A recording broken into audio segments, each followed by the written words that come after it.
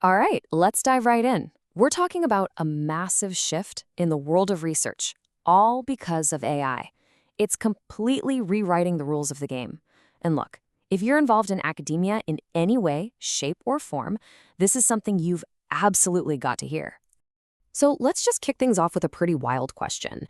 Could an AI actually earn a PhD today? I mean, right now.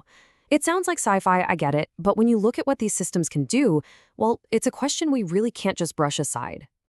And here's why this isn't just some thought experiment. Right now, AI can generate research ideas. It can derive complex equations. It can write the code for your simulations. It can even draft full-length papers. Just let that sink in for a second. All the stuff we used to think of as the core work of a researcher, a lot of that can now be automated. So yeah, this is what we're calling the AI research revolution. The entire game has changed because, in a way, intelligence itself is becoming a commodity. It's a whole new academic reality, you know? And the old rulebook, it's pretty much useless now. So what's the bottom line for you? It's this.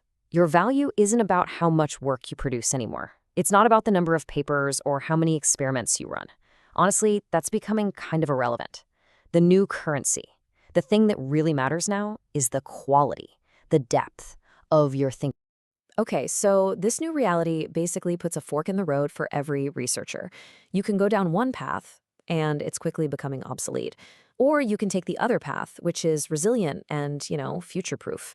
Let's really get into what these two paths look like. All right, this image here basically maps out the whole argument for us. Over on one side, you've got these high-risk paths, the stuff that's just not going to cut it anymore. And on the other side, that's the high-value, AI-resilient stuff. This is where we, as humans, can really make a difference. We're going to break this down piece by piece, because getting this right is, well, it's pretty crucial for your future. Okay, first up on the obsolete list, making tiny little incremental tweaks. Just nudging a parameter here or there to get a 1% boost. AI is an absolute beast at that. It'll do it all day long. The resilient path, though, that's about problem formulation. It's about taking a huge step back and asking, wait a minute, why are we even solving this problem this way? What are the hidden assumptions we're not seeing? That's the real work. Next up, simulation-only studies. This used to be a safe bet, right? A research staple. But here's the scary part. AI can now cook up results that look totally consistent, totally believable, but have zero connection to reality. So what's the alternative? You gotta get your hands dirty. Ground your work in the real world. We're talking real systems, real deployments, and that messy, unpredictable, authentic data that you just can't fake. And literature reviews? Come on, just summarizing what's already out there? That's basically the job description of a large language model.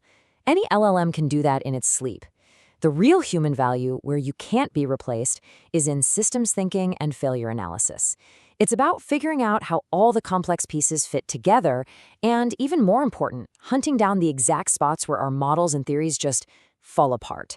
That's where the gold is. And let's be super clear about something. This isn't about humans becoming weaker or less capable, not at all. It's about the machines becoming incredibly, incredibly strong. The baseline for what counts as good research has just been jacked way up for everybody, simply because the tools we have are so much more powerful. So, the game has changed. The question is, how do you win? This brings us to the new rules of evaluation. This is literally how your work is going to be judged from now on, by reviewers, by your committee, by everyone in your field. It's not enough to just show up with a good result. Nope. People are now laser focused on these key questions. Are your core assumptions actually valid? How robust is this thing? Will it break if I look at it funny? Can someone else actually reproduce what you did?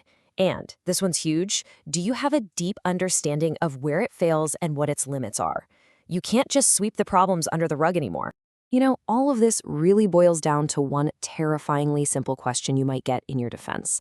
Picture this. Someone looks you in the eye and asks, so, what did you learn that the AI didn't just tell you? And if you don't have a great answer to that, it kind of implies the AI did all the real work and you just pushed the button.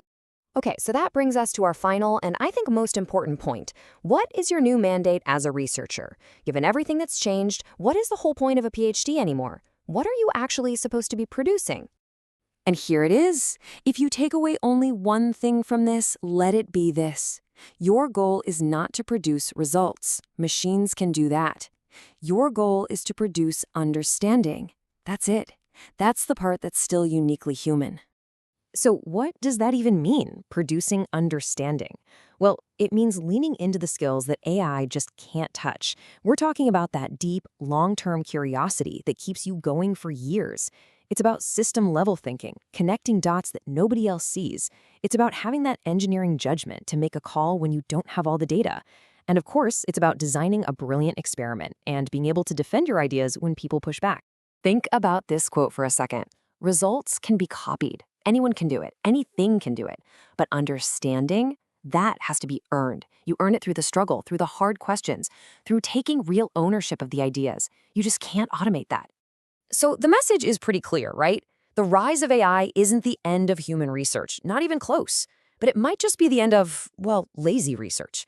In a world that's drowning in machine-generated answers, the most valuable person in the room is the one who asks better questions, the one who challenges the assumptions everyone else accepts, and the one who builds real, solid, defensible understanding. That's the future. That is your new job.